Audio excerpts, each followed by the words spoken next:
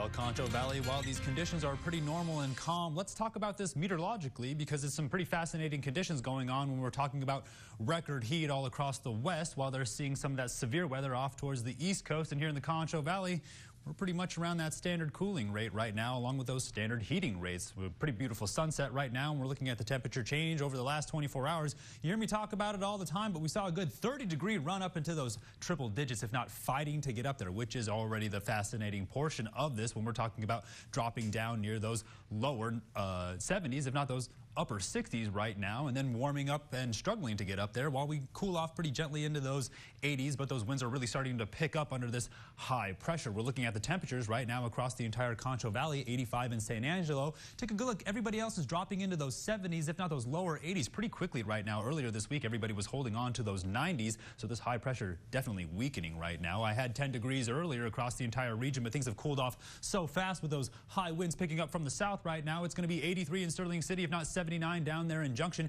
and you can see those cooler temperatures down to the southeast while things gradually warm up the higher you go in elevation. 85 here in San Angelo, 86 in Ballinger. So pretty fascinating right now when we're talking about some of those standard cooling rates. Yesterday we definitely had it, if not earlier this afternoon. Look how much the humidity values have risen up. Earlier today Mason was at 70 and 70. Now it's Junction at 70 and 70, while up towards the northwest the dew point is in those 50s, while you're seeing those humidity indices in those upper 30s, if not pushing into that 50% mark across the entire region. But no rain shower activity, if not light cloud cover, barely in at all. Here is the upper level pattern going into tomorrow. Look how widespread and homogeneous this high pressure is, definitely allowing some gentle convection to take place while the sea surface temperatures continue to boil. We're definitely building a lot of that hurricane-like percentages across the entire region, and we are only 4% through hurricane season right now. As we make our way in towards the weekend, we're going to watch this moisture really just sort of circulate around parts of East Texas, and we sure hope they get the power on soon because it's still looking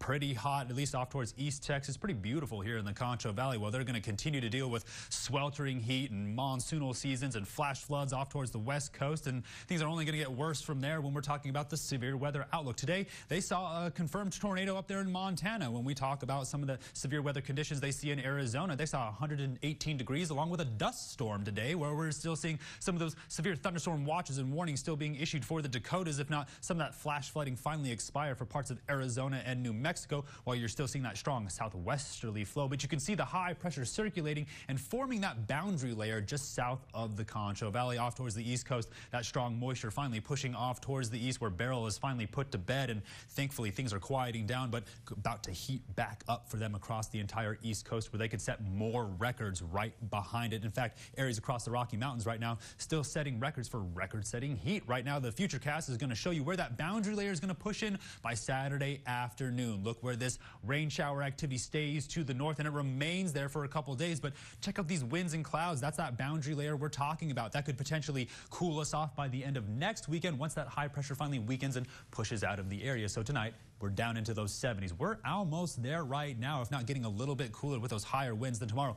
Beautiful weekend. Take advantage of it. Get out there and capitalize on it. But be looking out for some of that rain shower activity that's set to pop off around the afternoon as we make our way closer towards that third week of July. We're going to see those temperatures try to fight back up into those triple digits, still looking at those lows stay around those upper 60s. Then as we get closer towards the weekend, things are going to start to cool off once again as that high pressure weakens, that strong low pressure makes its way in from Canada. That could push those back down into those mid 60s, with those lows following the same trend going into those lower 70s, if not those upper 60s. Stay tuned. More for the break. You're watching KSAN News at 10.